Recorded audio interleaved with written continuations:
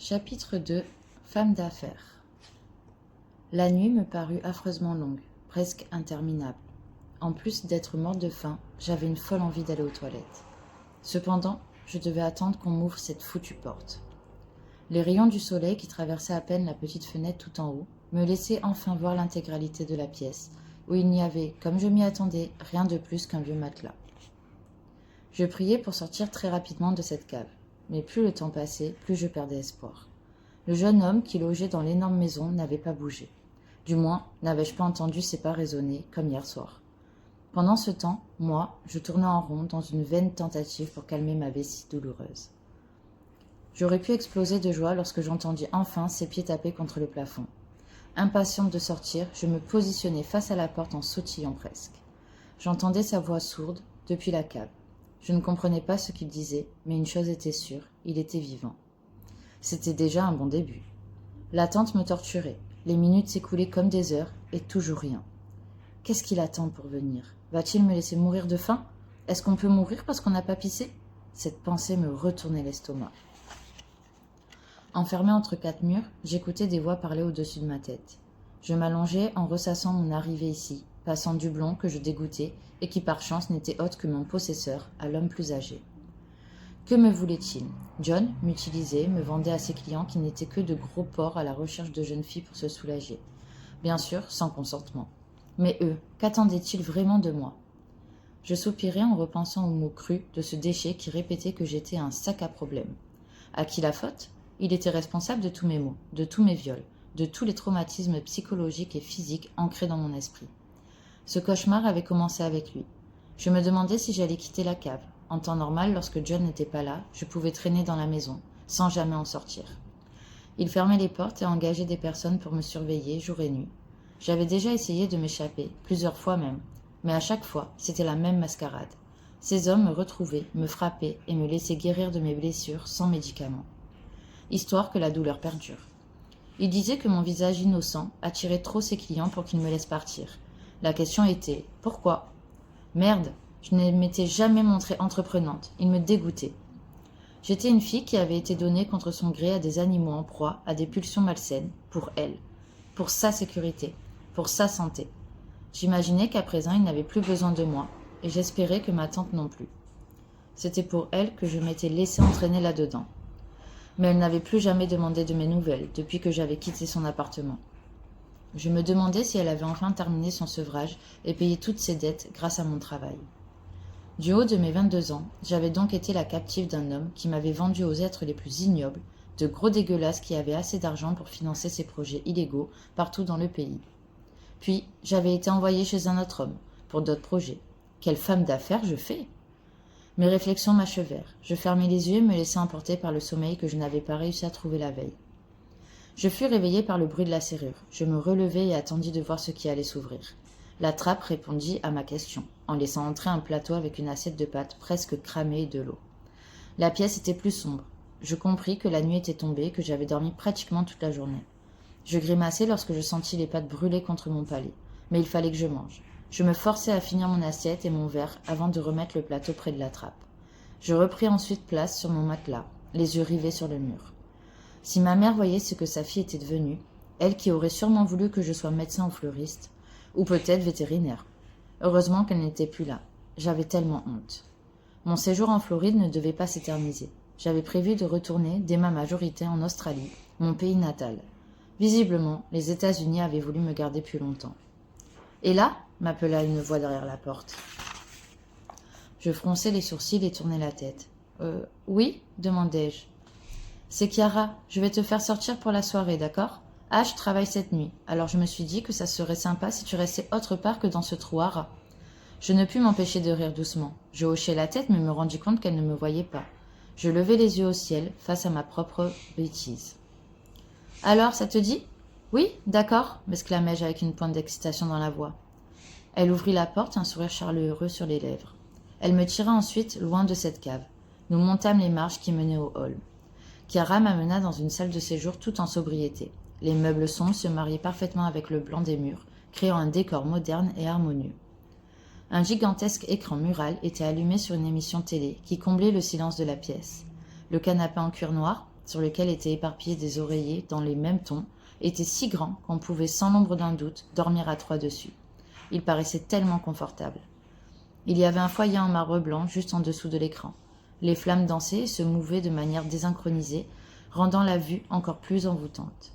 Un plateau avec 2 verres en cristal et 3 paquets de cigarettes vides étaient posés négligemment sur la table basse noire laquée. « Je t'en prie, installe-toi. Je nous ai préparé du chocolat chaud, déclara Chiara en m'invitant à m'asseoir. Je m'exécutais sans broncher. Comme je l'imaginais, ce canapé était terriblement confortable. Elle m'offrit ma tasse de chocolat chaud et je la remerciai avant de jeter un œil sur l'émission que je ne connaissais pas. À vrai dire, je n'en connaissais pas beaucoup. Je regardais principalement les dessins animés lorsque j'étais chez John. Je bus une gorgée de ma boisson chaude et après une éternité, mes papilles redécouvrirent le doux goût du chocolat. J'adore cette émission. C'est un concours pour savoir qui est le meilleur cuisinier. Je ne la connais pas, avouai-je presque honteuse. Mais elle paraît bien. Chiara commentait chaque scène, ce qui me faisait beaucoup rire. Pour une fois, je me sentais bien. Elle me partageait sa bonne humeur que je ne pouvais qu'accepter avec joie, moi qui n'avais pas parlé à une fille depuis mes 16 ans. Alors, parle-moi un peu de toi, me demanda Chiara en posant sa tasse sur le plateau. Comment tu t'es retrouvée à faire ça? Je sais que la captive de Ben est motivée par l'argent et celle de Rick a commencé pour son fils. Mais toi, tu as un fils comme Ali? Ou peut-être aimes-tu l'argent comme Sabrina? Je m'étouffais presque. Moi, un fils? John ne leur avait donc pas raconté comment j'en étais venue à devenir sa captive. Devrais-je le faire? Je pensais qu'il le savait déjà. Je me raclais la gorge, honteuse, j'essayais de trouver les bons mots. Ma tante m'a demandé de travailler pour John afin qu'elle puisse remonter la pente et payer ses dettes, avouai-je nerveusement. Chiara me regarda incrédule. Puis elle se mit à rire. Qu'avait-il de si drôle? Je fronçai les sourcils, contrariée. Elle se foutait littéralement de ma gueule. « Oh mon Dieu, tu es drôle, toi !» s'amusa-t-elle en secouant la tête. « Maintenant, dis-moi vraiment pourquoi tu as voulu te lancer. » Ah, elle pensait que je rigolais. Quelle innocence. C'est la vérité, répondis-je plus sérieusement. Elle me dévisagea, essayant de déceler la moindre trace de mensonge. Lorsqu'elle réalisa que j'étais sincère, ses yeux s'écarquillèrent et son visage perdit toutes ses couleurs. Elle ne s'attendait forcément pas à une cause aussi horrible ou insensée. Je suis désolée, je pensais... Désolée, je m'excuse, Oh mon Dieu, bafouilla-t-elle en me regardant avec compassion. Peut-être était-ce de la pitié? Je détestais attiser la pitié. Ce n'est pas grave, la rassurai-je. Elle prit ma main et commença à me poser multiples questions sur mon passé et sur ce que j'avais vécu avec le clochard. Je répondis en un monologue. J'habitais Sydney. Après la mort de ma mère, j'ai été contrainte de vivre avec ma tante. Elle m'a ramenée chez elle en Floride. Elle devait me garder jusqu'à ma majorité. Seulement, les drogues l'ont séduite. Et à force, elle n'a plus eu d'argent pour payer quoi que ce soit. J'étais encore jeune, mais je la voyais s'effacer doucement. On était en danger à cause de son fournisseur qui menaçait de s'en prendre à nous si elle ne payait pas ses dettes à temps. Je marquai une pause, me rappelant brusquement nos nuits troublées par la peur. Mon possesseur John était un ami de son fournisseur. Il lui a alors proposé de me prendre sous son aile. Ma gorge se noua. Pour ma tante, je ne valais rien. J'étais probablement un fardeau dont elle voulait se débarrasser. Ce qu'elle a accepté. Elle me disait que c'était pour notre bien. Je ne m'étais pas rendu compte que j'allais sacrifier ma vie pour la sienne. John me louait à des hommes aussi vieux et dégoûtants que des cadavres en décomposition. Cette remarque fit doucement rire Chiara. Je l'imitai avant de continuer mon récit. Un récit que je racontais pour la première fois, et sans lâcher une seule larme. Étais-je si vite que ça? L'argent que je lui apportais n'était pas seulement destiné à ma tante, il était aussi consacré à ses affaires. Ces hommes adoraient me faire mal. Plus je pleurais, plus ils devenaient brutaux. Chiara frémit de dégoût et m'observa, tandis que je détournais le regard. Je n'étais pas à l'aise avec cette partie de mon histoire. Je me sentais si sale, si brisée. Mais je ne pleurais plus. J'avais versé trop de larmes avant d'accepter mon sort. Et je n'aimais pas pleurer devant des inconnus. Je détestais la pitié qui se lisait par la suite dans leurs yeux. C'est horrible, je suis tellement désolée. Maintenant, tout est fini. J'en toucherai 2 mots à Rick pour ta tante. Je ne sais pas s'il est au courant. Putain, ce chien de John! C'est à cause de lui que je suis comme ça, marmonnai-je, en pointant du doigt mon visage pâle et mon corps maigre, recouvert de cicatrices qui n'avaient que très mal guéri. Chiara écarquilla les yeux avant de s'exclamer. « Pardon? Tu rigoles? Tu es tellement belle, Ella.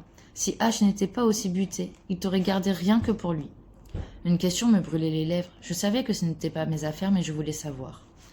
Pourquoi est-ce qu'il ne veut pas de captive? Chiara se racla la gorge dans une vaine tentative pour reprendre une expression neutre alors que ses yeux l'avaient trahi. C'est compliqué. mais ne le prends pas pour toi. Ash est du genre à en vouloir à la terre entière quand il est contrarié. J'acquiesçais en comprenant qu'elle n'allait pas me donner plus d'informations. Au final, ce psychopathe n'était qu'un gosse en colère et capricieux. Nous continuâmes à discuter. Elle me parla des 2 autres captives, Ali et Sabrina, que j'avais déjà rencontrées. Chiara n'en était pas une, elle gérait les stocks avec Ben. Ce boulot lui plaisait parce qu'elle faisait partie intégrante, comme elle le disait, d'un des plus grands réseaux des États-Unis, tenu par Rick et Ash, et aussi parce qu'elle pouvait se payer les meilleures places lors des concerts sans craindre les fins de mois difficiles. Alors maintenant, je suis rentrée dans un gang, et toujours sans mon consentement? De mieux en mieux. Chiara se crispa lorsqu'elle entendit la porte d'entrée s'ouvrir. Je l'observai sans trop comprendre. Elle tourna la tête lentement et je suivis son regard. Mon pouls accéléra lorsque j'aperçus le psychopathe à l'entrée, la mâchoire crispée et les poings serrés. « Oh bordel! Qu'est-ce qu'elle fout ici, Chiara ?»